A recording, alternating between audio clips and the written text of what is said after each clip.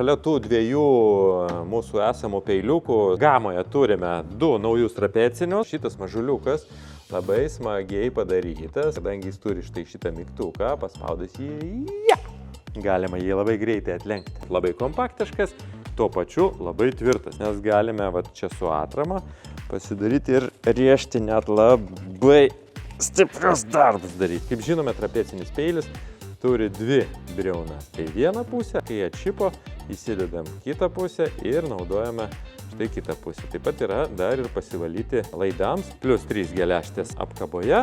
Kitas trapecinis peilis, jis yra padarytas, kad būtų saugus. Matom, raudonos spalvos, nepasimes sandėlyje ir panašiai. Ir jeigu jums reikia dažnai atidarinėti dėžės, tai tikrai jums patiks šitą funkciją, kai jūs paspaudžiat, geležtė yra, atleidote, galite saugiai pasidėti į kišenę. Jeigu bijote, kad nusispaus kišenė į rankiną, galite užfiksuoti.